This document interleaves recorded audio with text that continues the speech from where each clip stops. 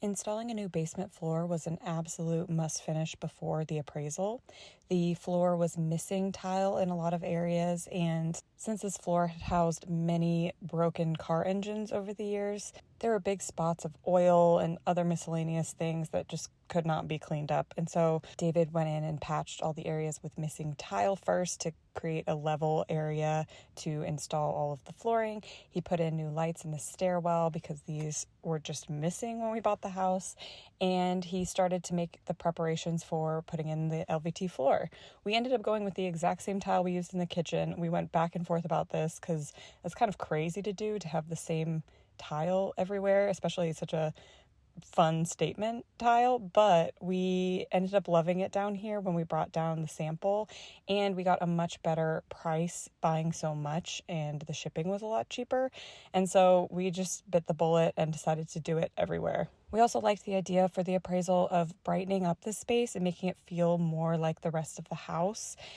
In the long term, I think a moody, dark, cool space down here is the way to go, but it was already so dark and dungeony before, with the vines growing up over the windows and all of just the dark, heavy paneling. We went with the light floor to help capture a lot of the light that comes in through the windows and the door, because it is a daylight basement, and so we wanted to really take advantage of that and make the ceilings feel taller and make it just feel like a bigger space down there. Here David is mathing his math. This room is a series of boxes, but nothing is square. And when you do something like this, you just don't want there to be any slivers of floor anywhere. You don't want it to end at the fireplace and have it just be like 1 inch of flooring you're putting there.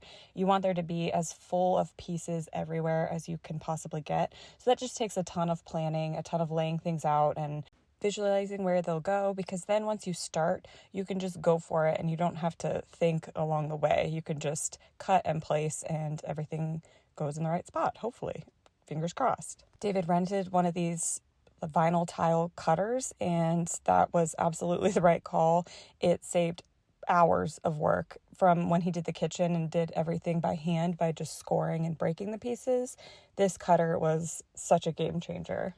Since we have 4.5 minutes together on this video, I'll explain again why we are doing a refinance before we've even moved in. We got a fix and flip loan on this house. It was a cash only sale because of the state of the home. It couldn't actually get a real traditional mortgage. So this type of loan gave us the money for the house as well as some money to fix it up that we are going to owe back later. But if the house appraises high enough, we will be able to pay back that loan and get onto a regular mortgage. It's confusing. We have spent 7 months fixing this house up. We're not doing a traditional flip because we are moving into the house. So some people were asking about some of our decisions because of what you need for an appraisal is so much less detail than what we have been doing, but we're moving in. And so we know better than anybody, once a ticking clock stops, projects just don't get done. There are little things sitting around the house we currently live in that we were going to quote unquote finish after the appraisal, but it doesn't happen. I don't know.